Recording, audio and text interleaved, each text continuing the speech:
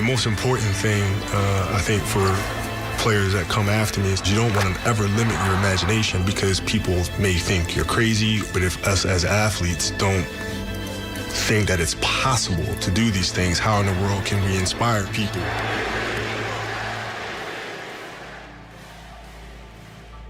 Well, I mean, because I think the greatest fear that we face is ourselves, actually. You know, I think it's not anything that's external or anything that's superficial. I think the greatest fear you face is yourself, because we all have dreams, and it's very scary sometimes to accept the dream that you have, and it's scarier still to say, okay, I want that. It's scary because you're afraid that if you put your heart and soul into it and you fail, then how are you going to feel about yourself? Kobe, you won the MVP, you led the team to the finals. How do you characterize this season? Well, I mean, the goal was to win a championship. It wasn't to win MVP or anything like that. It was to win a championship. So, from that aspect, we failed. If I'm going to go down, I'm going to go down my way, right? So being fearless means putting yourself out there and going for it. No matter what, go for it. Not for anybody else, but for yourself. I take you to this scene. 20 seconds left to go. You're down by 1. You want the ball. You want to take the last shot. Absolutely. I'm not afraid to fail, and I just love it. It's just an adrenaline rush. 9 seconds. Everybody in the crowd stands up, and everybody's waiting to see if you're going to make the shot, if you're going to lose the game, or you're going to win the game. It's an unbelievable rush. He swings big and he misses big. Same thing with me. I have no fear whatsoever. Because I notice sometimes you look back at the defender to watch their expression. What's that like? Yeah, it's, you get the feeling from the defenders where it's like, oh, man, no, just can't, not tonight, sort of thing. And I thrive off of that. You love that, don't you? Oh, yeah. You love that, like, defeated look? Yeah, oh, absolutely. I'm telling you, you don't play defense any better than Ruben Patterson did. This crowd is in complete shock.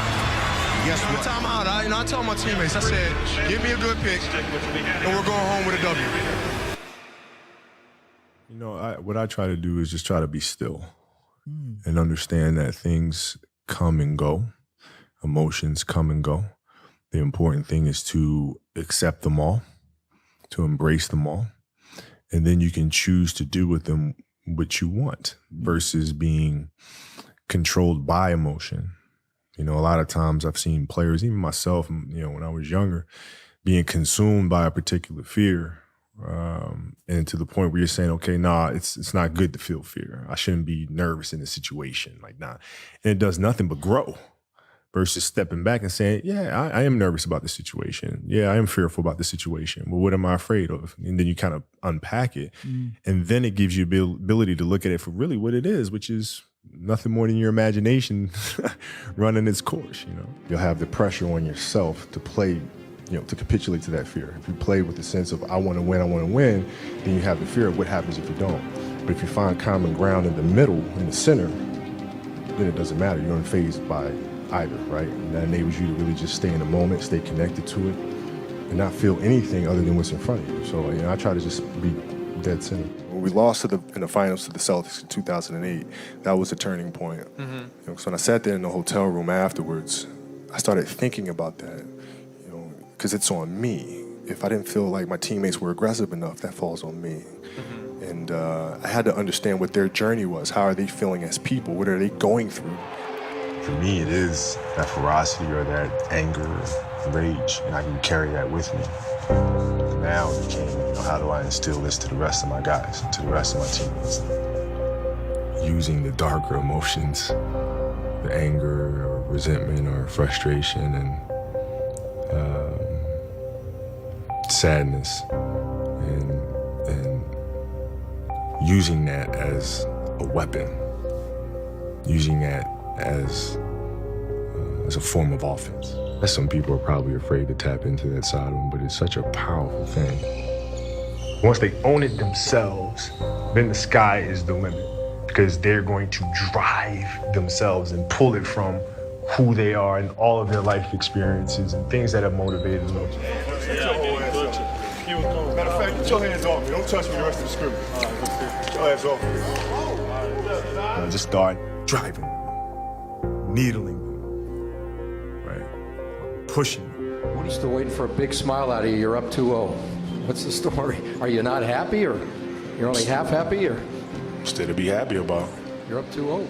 Job's not finished. Job finished? I don't think so.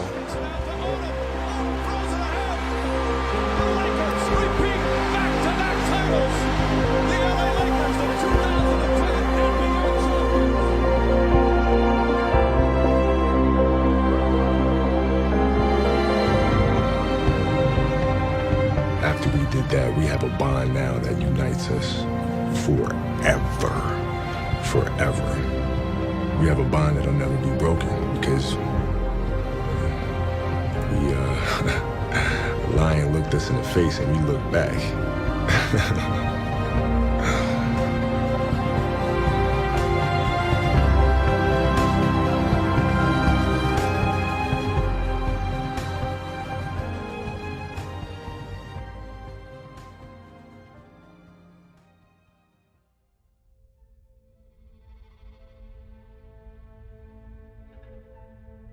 I used to ask him, what's it like to guard Mike?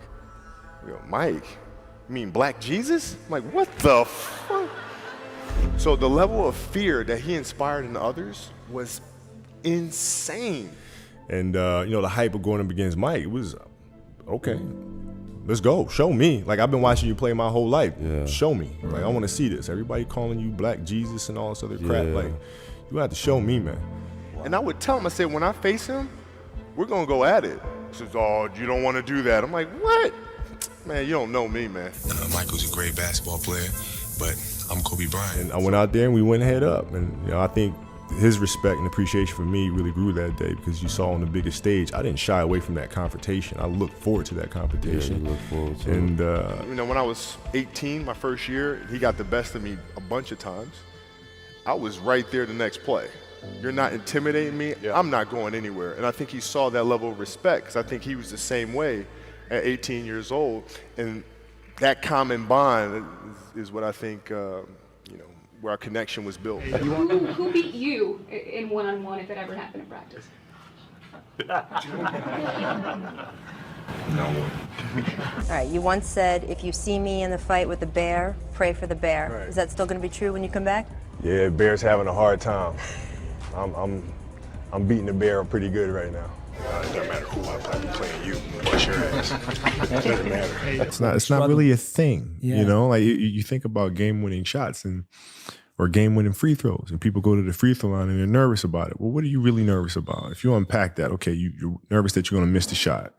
All right, so you missed the shot, then what happens? People are going to be embarrassed. You're going to be embarrassed because thousands of people, millions of people see you miss the shot. All right, and then what? People are going to talk bad about you. Okay, right? And so you're looking at it and you go, are those things even important? You know what I mean? If that is my fear, like what is, you worried about letting your teammates down? Okay, have you let them down before? Well, I'm sure in practice and things of that nature, right? They're still there. Yeah. And so when you're able to unpack it, you kind of look at it for what it is, which is really nothing. How did you become one of those people who doesn't seem to be afraid of failing? It doesn't exist. It's not existent. What the hell does that mean? Seriously, what does failure mean? It doesn't exist. It's a figment of your imagination. Let's use happy endings, right? And then we can relate this to failure and why it's not existent. Like, everybody talks about, like, everybody wants a happy ending, right? Now let's go to the reality of it, right? Let's look at a fairy tale story. Let's look at Snow White. Mm-hmm. She gets a happy ending. She finds Prince, whatever, she goes on. She lives happily ever after. Well, I call bullshit on that because 2 months later, the fact is they had an argument and he's sleeping on the couch. Right? So the point is, the story continues. Mm-hmm. The story continues. So if you fail on Monday, the only way it's a failure on Monday is if you decide to not progress from that, right? So to me, that's why failure is not existent. Because, if I fail today, okay, I'm going to learn something from that failure, and I'm going to try again on Tuesday. And I fail, and I'm going to try again on Wednesday. So.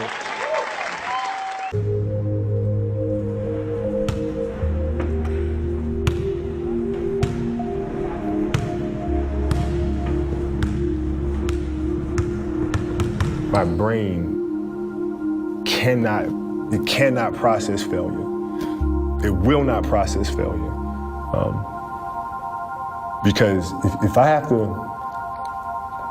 sit there and have to face myself and tell myself, you're a failure, I think that's almost worse than death.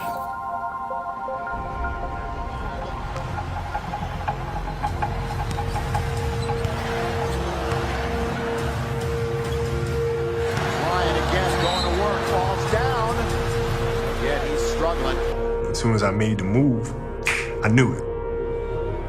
I mean, that's the Achilles. I shouldn't say that. That's a foot injury. I remember feeling the silence. I remember feeling the fear. 35 years old, 17, 18 years in the league.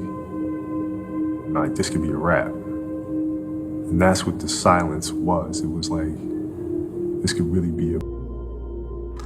It was hard, man, because the Achilles injury is the worst injury for an athlete. It's like the worst. It's like the kiss of death. And when I ruptured my Achilles, I knew what happened. I knew the severity of the injury, and I didn't know if I was going to come back from it. Yeah, in the locker room, you were crying. Yeah, I mean, I didn't, like, this is it. Like, my career could be over right now.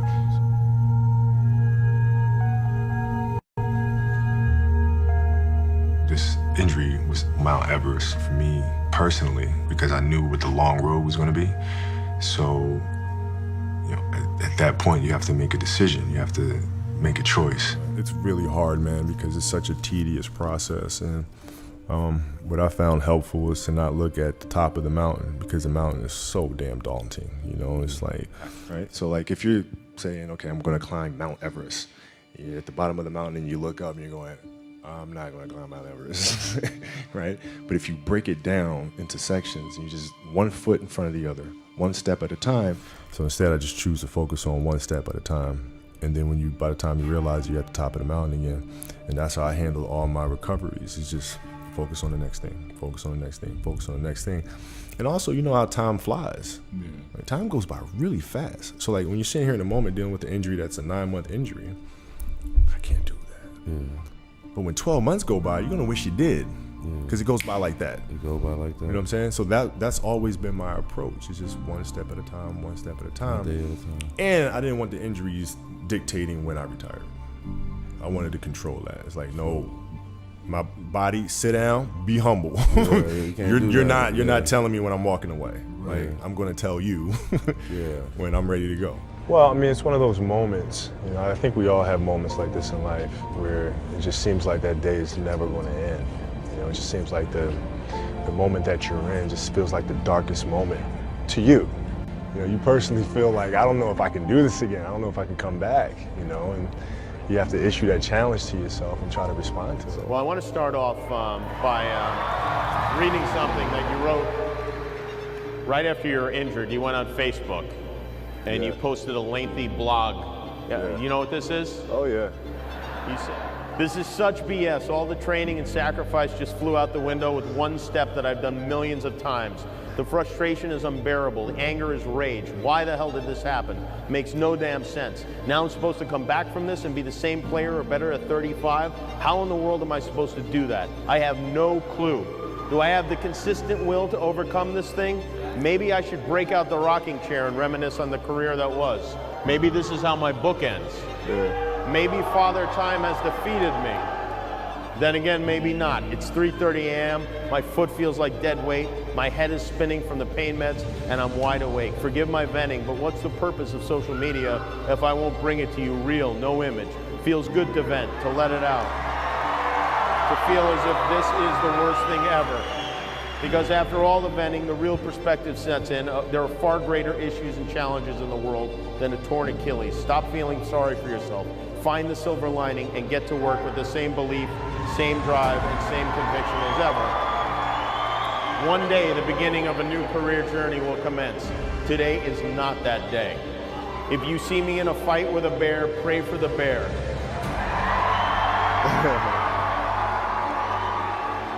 I've always loved that quote. That's Mamba mentality. We don't quit, we don't cower, we don't run, we endure and conquer.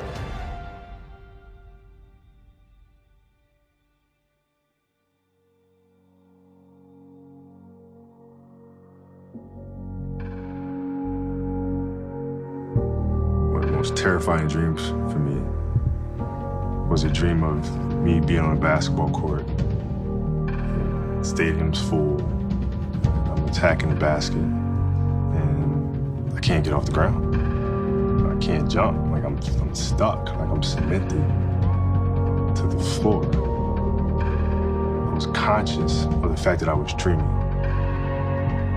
So now I'm trying to control my dream. You can jump through it. You can push through it. You can get to that basket. And no matter how hard I tried, my legs were too heavy.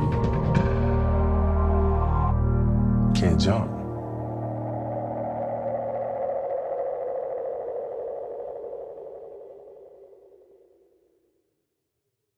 When I was a kid, I could go through a math book in a week, so I'm going to go see about the job they got down there.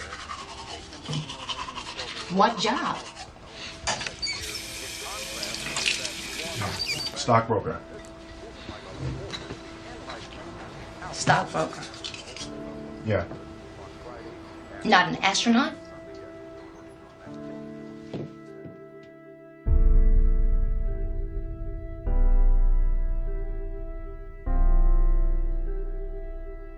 But I listened to what Jim Valvano said 21 years ago. The most poignant 7 words ever uttered in any speech anywhere. Don't give up. Don't ever give up. Those great people didn't. So I now have a responsibility to also not ever give up. I'm not special.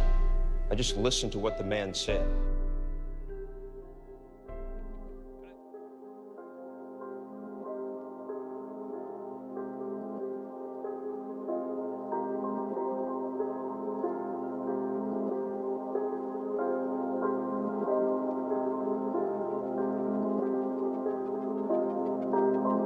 Regardless of what your family might think or what your friends might say or what your coworkers might interject, it doesn't matter about what they think or what the world thinks. It's all about if you are having clear judgment about where you're going or what needs to be done with your life, because it's not their life, it's your life. They don't have a say about where you guide yourself, because you're the one that has to live with your decisions for the rest of your life. They don't. Even if you feel that you're off course on a decision that you've made, you can always correct it and keep going. But if you're on the right path and you're in the right direction, why fear misjudgment of those around you? Because it really doesn't matter. It's all about you having clarity with what you're doing. A lot of times emotions can get in the way of your actions. You see, actions always speak louder than words. As a matter of fact, actions are actually more prolific than words. That's why it's important to be less emotional and more directional. If you take the time to think about what emotions are, they're pretty much like the death of intelligence.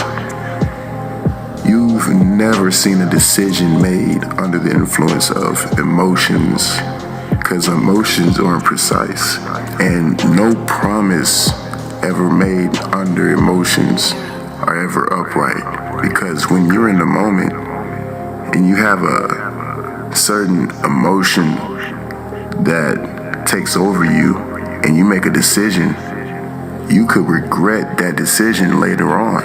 When you make any decisions, you want to make sure that you're clear in your mind and it's not guided by what emotion that you had at the time that you've made that decision. It's best to make your decisions with a calm and rational mind and not emotional outbursts. Just like a chess game, you can't win a chess game with emotions. You can't gain money in the stock market with emotions. You can't prevent failure in your life with emotion. A wise man once said, the measure of your power is your ability to handle chaos. See, the thing is, you don't get to control or choose how you feel, but you do get to choose how you react to your feelings. Let's say that you're feeling nervous and you don't want to do a certain thing, but that thing needs to be done. Well, regardless, you have to do it anyway. If you're tired and you don't want to go to the gym, but you really want that physique that you've been striving for, you have to go to the gym anyway. Let's say that you have to take your kids to school, but you're feeling depressed. You still have to take your kids to school. You have to get out of bed regardless of how depressed you feel, because life still goes on. Regardless of how your emotions feel, life still goes on. You see, your emotions aren't responsible for your success. You are. Your emotions aren't responsible for taking care of the people around you. You are. Deep in your mind, you have to think about what path will make me stronger, because real strength doesn't come from just lifting weights or even winning. Real strength comes from persevering through struggle, hardship, pain, suffering. Real strength comes from never giving up. You see, winning's not based on circumstances, position, or luck, but following your natural inclinations and the deep desire to keep moving forward regardless of the obstacles that you encounter. I remember Marcus Aurelius once said, you have power over your mind, not outside events. Realize this and you'll find your strength. You do have to put in the work in. There's no way around it. How can you ever succeed if you don't even put in the work? You can't complain about the results you didn't get for the work that you don't do. You have to use your mind. Your mind is your strength. Smart people truly seek to know how oblivious they are to the traps that their mind constructs for them. They also seek to understand the common pitfalls of the mind so they can avoid them, and while aligning themselves with the truth in order to live a fulfilled life. No matter what people think, you have to keep your path. You have to focus on what you think you deserve. See, the game is won by rising above and not seeking praise from others, because seeking praise from others is like a child's game, and children's games aren't meant to be played in war zones. So don't be afraid of being chastised, and don't be afraid of people thinking you're crazy for conquering a goal that you've always wanted to conquer. And instead, be afraid of not moving forward. Be afraid of living with that regret that you didn't take that chance and thinking about what could have been. It's really important to execute without hesitation once you've made a decision, because doubt makes you a subject to manipulation, deception, and misdirection during your execution. Go out and execute your goals and go full speed, regardless of what people may think of you. Life is all about choices, and taking the road less traveled is very integral and is very brave. So be brave and be the person that you always wanted to be and that you know that you can become.